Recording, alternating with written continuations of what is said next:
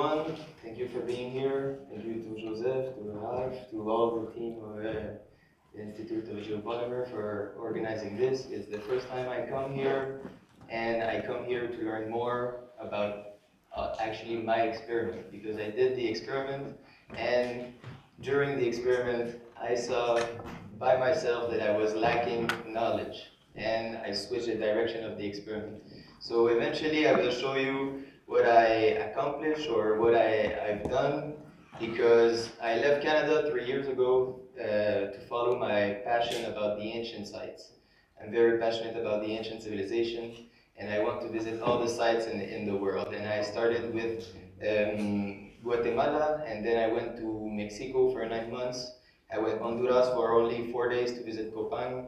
And then I flew to Bolivia, because when I was in Mexico, I saw, I was studying pretty much Joseph Davidovits every day on YouTube and his paper. There's many videos that I've watched many times, because I don't know, it resonates so much with me, it makes so much sense, and I never resonate with the people that says that those sites were built by aliens. I just think that this answer is too easy.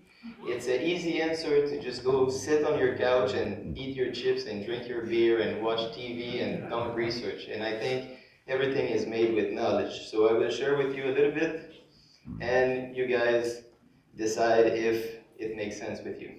So the preparation, like I said, I flew from Mexico to Bolivia April 1st. For a new adventure, I saw the research that Joseph did in Bolivia, in Tiwanaku, in Pumapunku, and he proposed that the site of the weathered sandstone was Cajamarca. So that's the first thing I did. I went to Tiwanaku and Pumapunku, I analyzed the structure, and then I asked a taxi driver if he knew where was Cajamarca.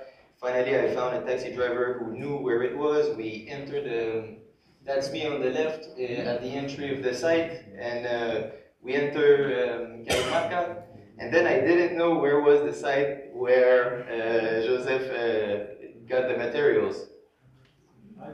You went? Okay. Really? Oh, okay, I didn't know that. Sorry. But so I went there.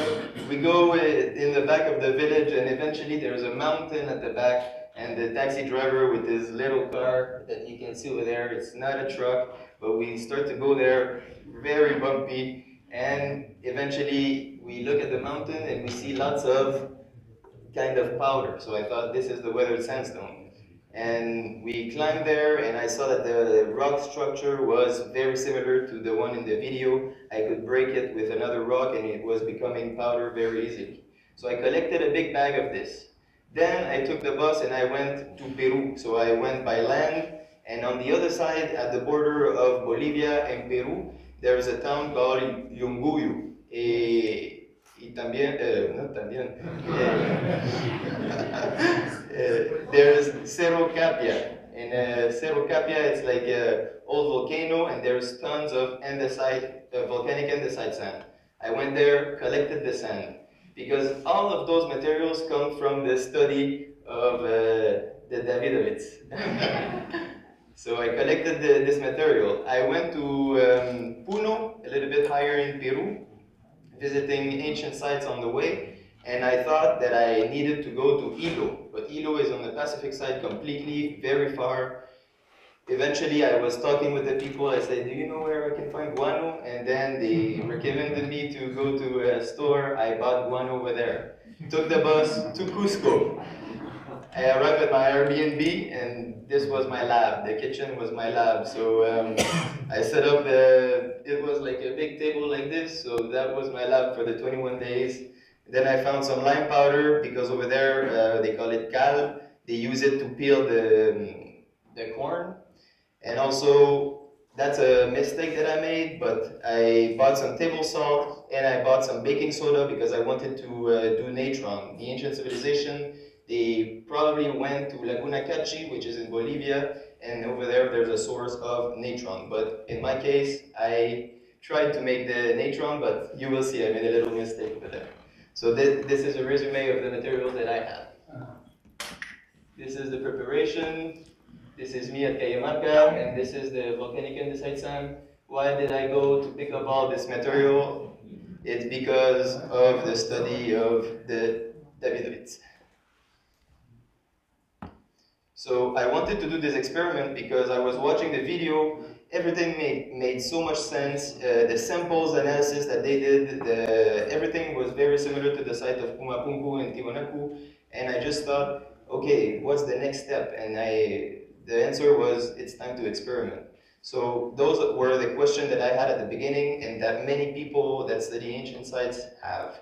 So what were the molds made out of? That's with the thinking that they use geopolymer. What is the purpose of the knobs? What was the construction technique used? Artificial stones or natural stones? Where did they source the materials? If artificial stones, what was their recipe? Nobody has the answer, so it's time to experiment and take action, make tons of mistakes like you will see, and hopefully we will find some answers. Okay, so before I started the experiment, I just did a little resume of what we know or what I observed. So I went to many sites and I saw that in Peru, there's not only one type of masonry that is very impressive. Those names are not very general, especially the small bubble rectangle, I gave it that name. But you can see, this is the little pointer. Wow, that's nice. This is the screen. Yes, that's cool. Computer, eh? Okay. So this is, I call it the small, large, straight rectangle because the joints are very straight. This is the polygonal. I call it small, but it's not small. It's very big. Just compared to this, it's small. Then we have the small bubble rectangle, and then we have the megalithic stone. This is the site of Sacsayhuaman. And look at this over here. I will talk a little bit more at the end of the presentation about this, but usually most people, when they talk about the knobs, they talk about those ones. I call them the convex knobs because they are coming out, and I call them the concave knobs. I will talk about this later. So there's many types of masonry. We need to experiment and try to replicate every masonry. So I was trying to create huge stones, no gap in between the joints, like perfect masonry, and then finding the mold that they were using. Those were the recipe that I was starting with. Again, the recipe comes from the studies of the Davidovits.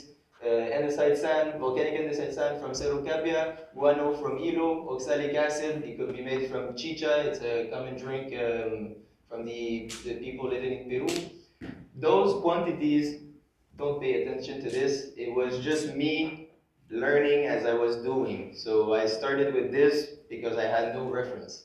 And then sandstone in alkaline medium. This is the weathered sandstones from Cajamarca, the natural salt that I made, and then the lime powder. The knobs. This was a theory that was proposed to me when I was doing the experimentation because I was posting my process, and there's a lot of people that was watching it, and some people were sending me stuff. And this is one guy that was working in the pouring industry, and he told me it's the remains of injection gates. And I thought it makes sense at the beginning, but down the road, when I was doing more experimentation, I thought, okay, so if this is the remains of the injection gates, then why are we only seeing some knobs on certain stones? Why? Why? Okay, this one doesn't have, like, why would they just change all the time the technique that they do? So I don't know. It was a good theory at the beginning, but I kept on going and I found it less and less complete. Those are the special knobs that I was talking about. I was very curious about them, but in this experimentation I wasn't able to reproduce. You will see why. Then the snakes. This is something that comes in many ancient culture. The famous snakes. But here in Peru, it's very beautiful and special where you find it. You find it on ancient walls where the masonry is very beautiful. This is a wall in the streets of Cusco, and we don't see the full wall, but this is a corner, and then there's the museum, and this is a hotel. This is the beautiful thing about Cusco. You walk in a city, and you feel like the whole city is an ancient site because you will see some. This is, I call it the straight rectangle masonry. You will see some megalithic stone, you will see some small polygonal masonry. And then I was questioning myself, why would they put snakes on the wall? And eventually I think I have the answer, but you guys will be the judge. So April 23rd, this is when I started the experiment. First I needed to make my natron salt.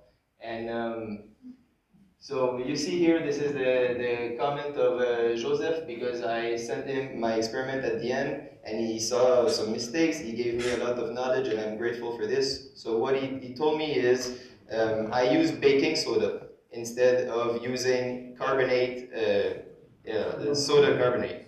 Yeah. So I use soda bicarbonate. So this is the small mistake that I did. So it doesn't result in actual natron at the end. And this might explain why I had some difficulties with the geopolymer recipe. Then, why did I started with those proportion? I had nothing to start with. I was trying to find some knowledge of where to take, how much of natron, how much water, lime, nothing. So I said, okay, let's look at some people that are actually doing geopolymer. So I watched this video. There's a video on YouTube of Joseph doing the big blocks of the Egyptian pyramid, but he doesn't say the quantity that he is using. So I had to watch the video almost like, yeah, maybe I should have bought the book, yeah. But I watched the video maybe like 20 times, and then I was going like, okay, look at this pile, it's that big, and then this is probably the natron, and this is probably the lime, and then look how much water, and it's a huge scale, and I was doing small scale, so I tried my best, and those were the quantities that I started with, but everything changed as I go, because I did the experiment for 21 days. I worked every day maybe 4 to 6 hours in that kitchen, and I made over 100 samples, and eventually I just said, okay, I need to switch the direction of the experimentation, because I will just do geopolymer recipe for the rest of my life if I continue like this. I'm lacking knowledge, so I just switched the direction. So now this is April 24, this is April 25th. This is just an example of some geopolymer samples that I was doing with the weathered sandstone. This was poured right after the mix, and this was poured after 30 minutes. I didn't know what I was doing exactly. This is why I'm here. I want to learn how to do it.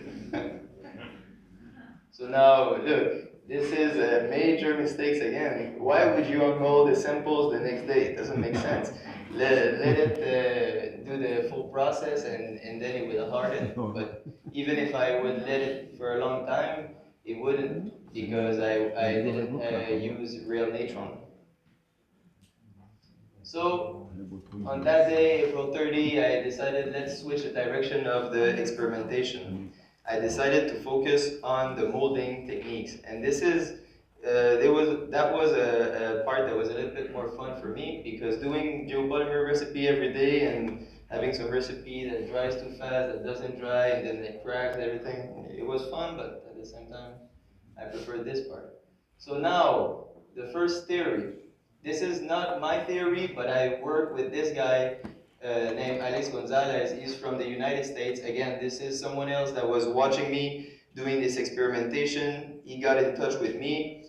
My background in the studies that I've made in school is in architecture. So on paper, I'm an architect, but I say I'm a free spirit. I say I'm nothing, so I can be everything. So I can learn on everything. And I've worked with him a little bit on this theory. This theory is based on making the rocks with geopolymer, with metal sheets, because Peru is one of the largest producer of copper in the world, and I'm pretty sure the ancient civilization, they found those mines of copper ore, and they used it for the molding technique. So let me explain a little bit more in detail. This is Sacsayhuaman. This is the masonry that I was trying to replicate. And this is gigantic. There's some stone at this site that are over 300 ton. The mainstream theory, that doesn't make sense with me, but if you go with some guides over there, archaeologists, most of them will repeat the same thing. They say they cut the stones in a quarry kilometers away from the sites. Yeah, and then they walk with that stone, like I just said. Maybe the small stones are 50 tons, maybe, and then the big one 200, 100, 300. So it's very heavy, and then you're talking about Peru. You're not talking about the Yucatan of Mexico where everything is flat. You're talking about Peru, close to Cusco, where everything is mountains and mountains and mountains. So you just add a little inclination when you're transporting the stone, and the weight goes up by a very, very, very large factor. So to me, it didn't make sense. Geopolymer was the solution. Now, this is some little sketch made by Alex Gonzalez to explain his theory at the beginning. So he said, you dig in the ground.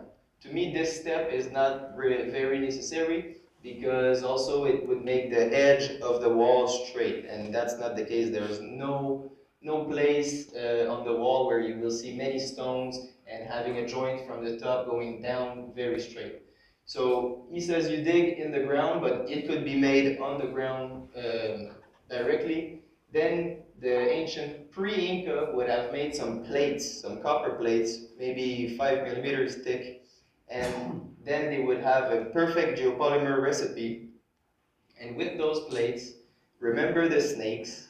The snakes that we saw on the wall, for me, it was like a message from the ancient civilization telling me to use a material that is flexible, that is reusable. If you want to do the masonry that you are seeing right now with the snakes on it, you need to find a material that can act this way.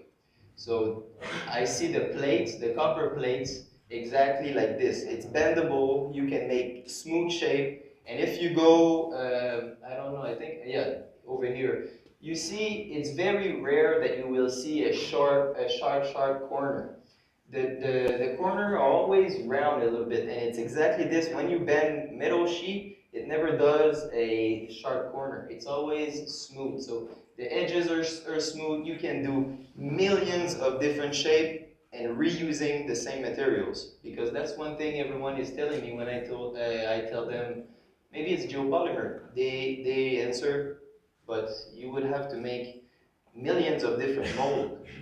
And I agree, if we think that way, it doesn't make sense because you make one mold for one stone and you scrap it. But then if you use the middle plates, you can reuse, and make the walls by part and just go on and make your whole temple. So the first part, you pour the geopolymer when it's almost dry, not almost dry, but when it's still plastic, you insert the plate inside. They're 5 millimeters thick. When you push the plates inside the geopolymer, it will bring the geopolymer inside the gap. This will make the bubble effect that we see at the masonry in Peru. And then you keep the same order that they were on the ground. You remove them from there. This section, this part, I don't know exactly how to do it. I would propose to use like a block and tackle system with some pulleys and then a lot of people working together. But this part, I need to experiment large scale to be able to share some more knowledge on this. So now, this was the first experiment that I did. I used cardboard because I didn't have a metal at that time and I was living up the mountain. So every time I was going down the mountains, I needed to pick up everything in Cusco. And when I was going back up at the end of the day, if I forgot something, I wasn't going back down again because I had over 500 stairs to go back down. So I did it with cardboard at the beginning, and eventually later in that month, I went back down and I found a ferreteria. It's like a place where there's tons of tools that you can buy metals. That was the result. It's similar, but you can see that the gaps are too big because when I inserted the cardboard, I actually moved them and the geopolymer recipe wasn't set. So that was a good first try, but it will get better. You see, this is Saxe-Weman, and this is the little trial. So the bubble effect was achieved. You cannot see it here, but I'm telling you, like the pressure from the plate when you insert it will create exactly this little bubble effect that you see on the side. Every stones of those ancient sites, starting from the joint, has a little bulge. I call it the bubble effect. I don't know if there's another name. The joints are too large. Explanation for large scale. What I wanted to say here is, this is huge. This is tiny, tiny, tiny. So the cardboard is probably over 5 millimeter thick, or maybe 5 millimeter thick. Now imagine 5 millimeter thick, but for gigantic rocks. So when you put them on top of each other, the 5 millimeter, with the density of the rocks going down, it will almost disappear and you will have perfect joints where you cannot even insert a sheet of paper. And also I was able to replicate the smooth shapes and the beautiful straight lines, smooth corners. So now let's continue. Theory number 2. So the first theory, we needed a recipe of geopolymer that was more fluid. With this theory of geopolymer, we need a recipe that is a little bit more like a clay, because I thought about this at the beginning, but then after doing it, I'm not sure, maybe it's a mix of both. I'm still open. I just want to experiment on a larger scale. But this theory, what I wanted to try was to actually try to make this, but with the geopolymer, and make the rocks directly on the wall. So then you will see right here. So the cardboard at the back represent the, I would say the earth, because at the back of the wall in Sacsayhuaman there's actually earth. It's not just a standing wall. And then I was doing those imitation of stones directly over there with a little spoon.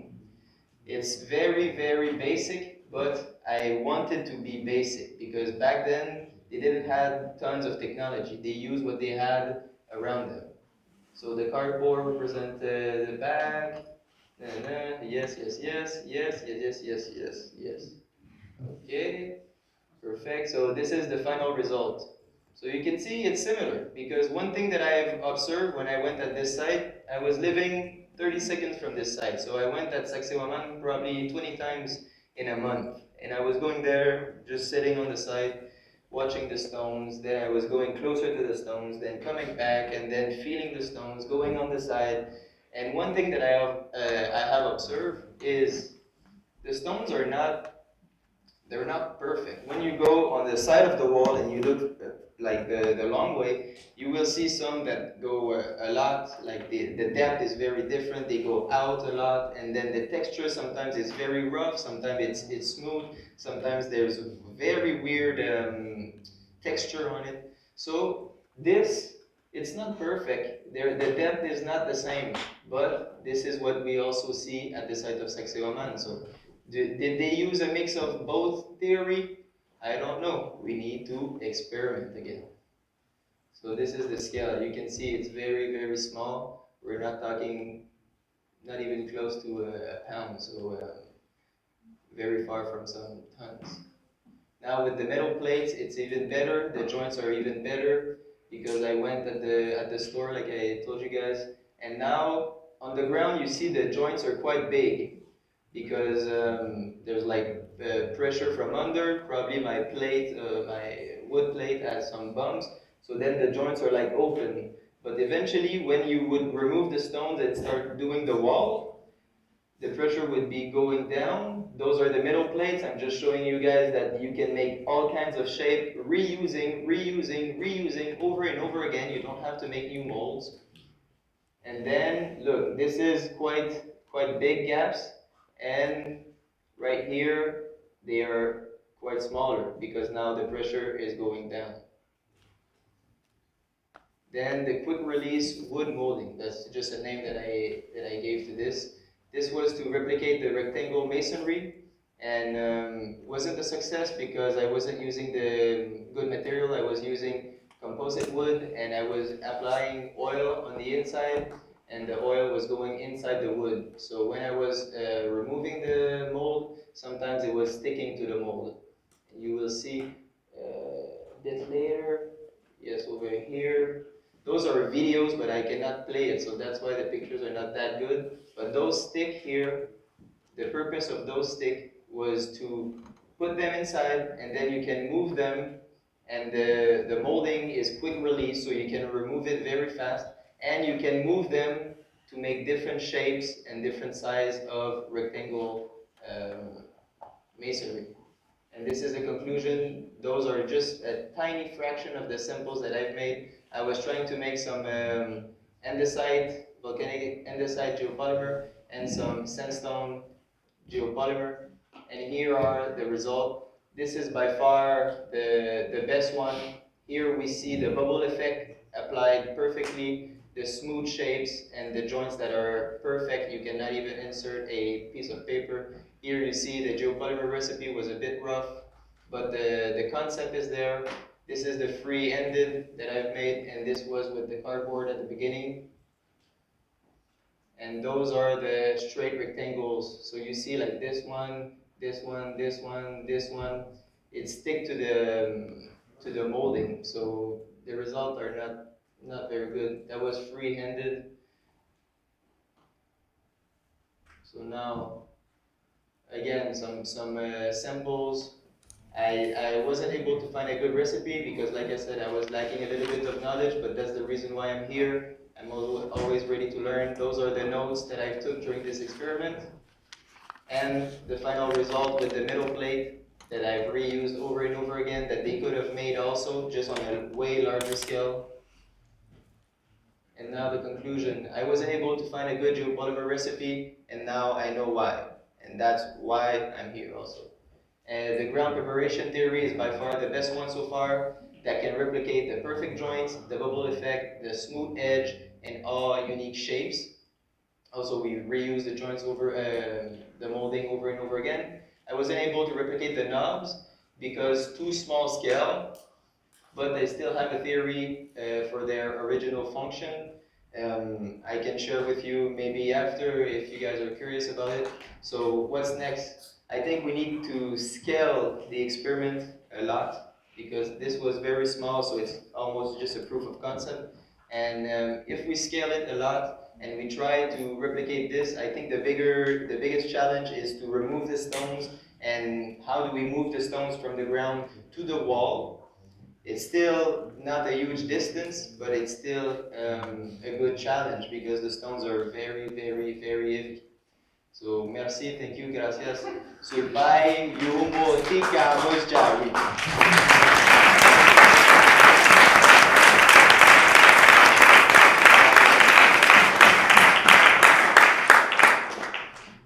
Any question? I would like a few comments. Okay. I would like a few comments about the Inca in South America and pyramids. Using geopolymer for making pyramids and Inca, Sacsayhuamán and Cusco, for us it is possible because the most important is not the comparison. The guys who are against us are saying always that, yeah, it's concrete, but those guys are telling us that concrete is liquid. And did you not, in your recipe, you did not use the quantity of something liquid. You did something which has a very percent of water, maybe 15-20% of the quantity of your recipe, but not 50%. It's not a shamot, not a liquid. That's error that is made against us. And the molding techniques, yes, it's very difficult, but it proves that it is possible to do it with a simple recipe. Yes. That's so the aspect, future aspect of the stones, it depends of the raw materials. True. That's all. Yes. Yes. So we are dealing with geopolymer chemistry, not with limestone, not with concrete. This is other materials, other chemistry. Even if the principles are similar, the chemistry is something else. Yes. But this is the most important thing too. Exactly. Okay. Yes. Any questions? I just wonder why would they make so strange shapes of the stones? Why couldn't they make them more simple? No, don't reason in your modern. Yes, exactly. That most of us, that's what we do. We think like modern humans, but we need to put ourselves in their shoes, or I love to say in their sandals, because I don't think they had Nikes or anything. So we put ourselves in their sandals, and then we look at this and we think like an ancient civilization and someone who wants to build for thousands of years. And those guys and girls, they had the knowledge of, hey, we live with nature, with natural elements. We have earthquakes. Earthquakes that destroy buildings.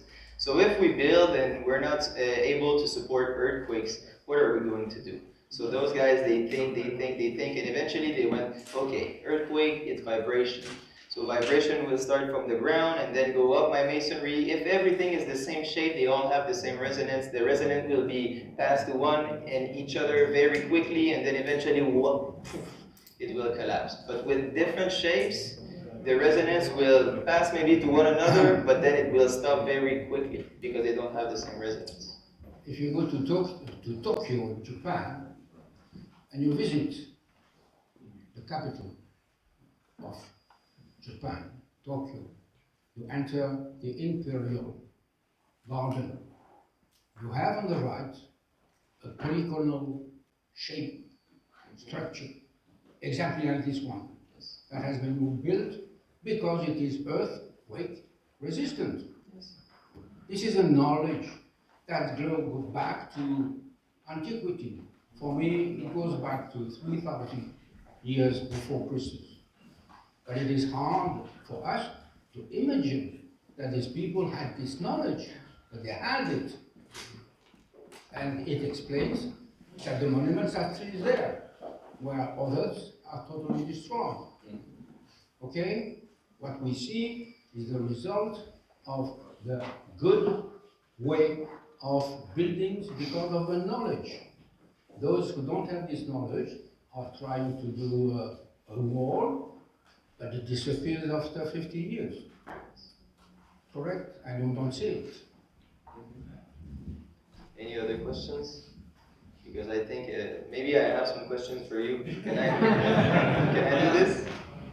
No? I have some remarks to do. You have in Peru, you have the civilization of earth clay. Earth comes to.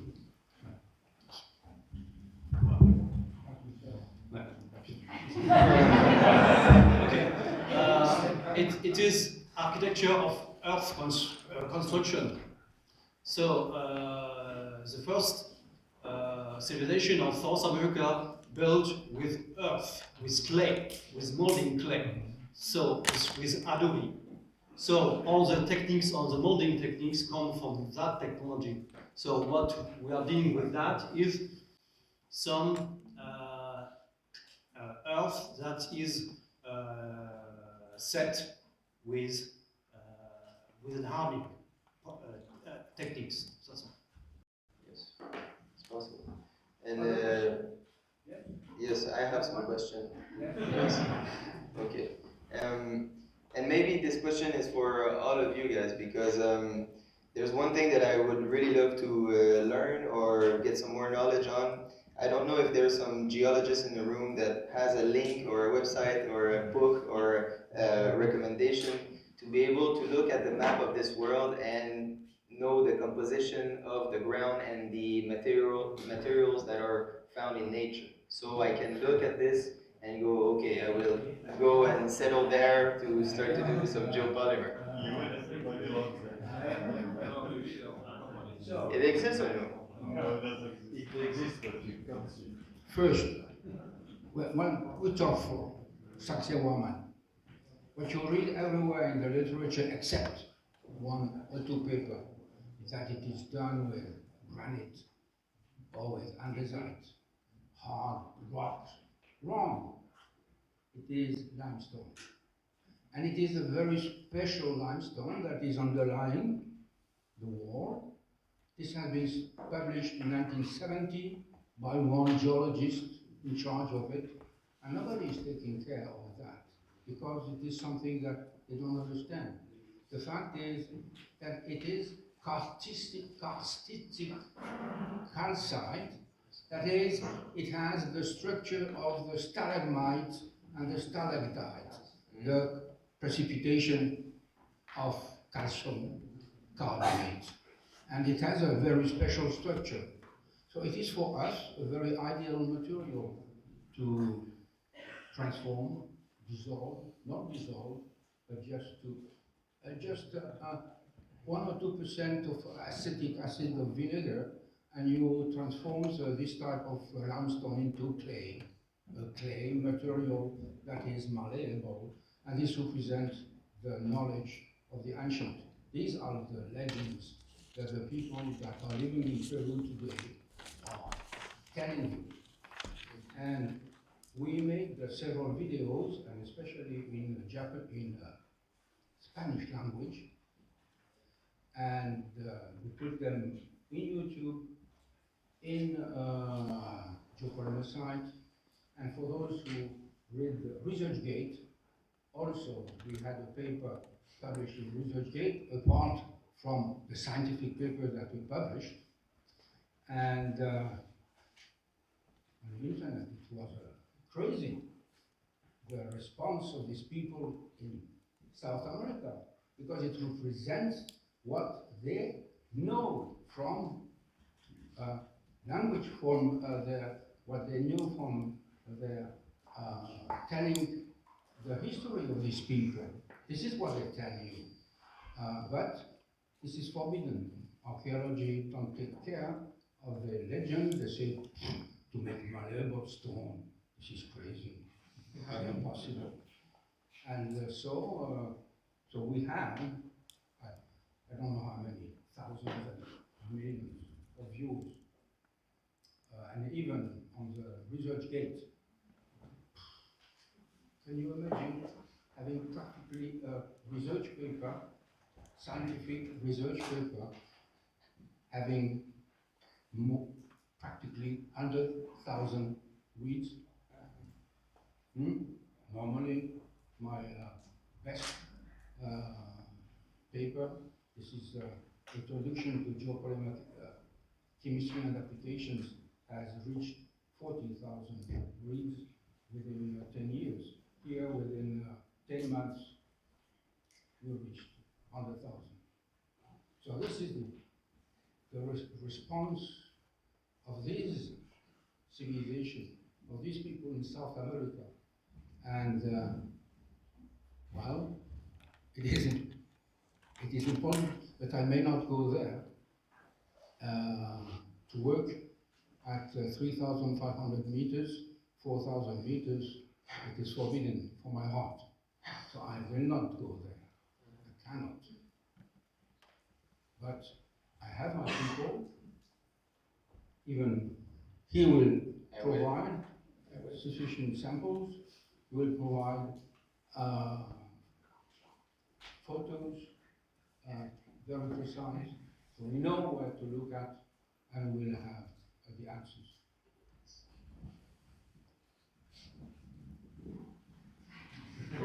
So that's what my answer. Okay, it's a good answer. Thank you. Also, I want to tell everyone that the knowledge that Joseph has been sharing with the world about geopolymer is slowly getting into the culture of Peru and Bolivia, because I was at Lake Titicaca. It's a huge lake that is part in Peru and part in Bolivia, and there was a guide who actually, he thought he was telling me something new. He told me, do you think they are natural or artificial rocks? And I went to talk, and he cut me, and he says, I know a guy, Joseph Davidovits, and then he started to explain everything to me. So slowly it's getting there. It's slow, but the people, they will know the truth, or their truth, on the way. I have another question about archaeology and geopolymer. What would be the next step? Because I know you wanted to talk about Easter Island, but then are we going to do an experiment? What is the next step about the archaeology? Do it. I'm no longer doing it. No? Okay. I will do it. We can help. Yes. With the knowledge and so forth. So we have opened the door. Yes. Because I think if you prove, or yeah, to me, it's it's a proof that the Egyptian pyramid, or maybe at least one of the Egyptian pyramid, I don't know if you took samples of every pyramid, but one of them is geopolymer. It is forbidden. It's forbidden, okay, yes. So at least we know they use a part of geopolymer. Maybe they use also natural rock, but now there's sites in India, in Myanmar, in Thailand, and there's so many sites around the world. And Italia, it's just right next to us, and there's tons of polygonal masonry, also very impressive. So I would love to be able to continue this. If I can help, I would love to do this. Yes. Okay. Thank you for listening. Gracias.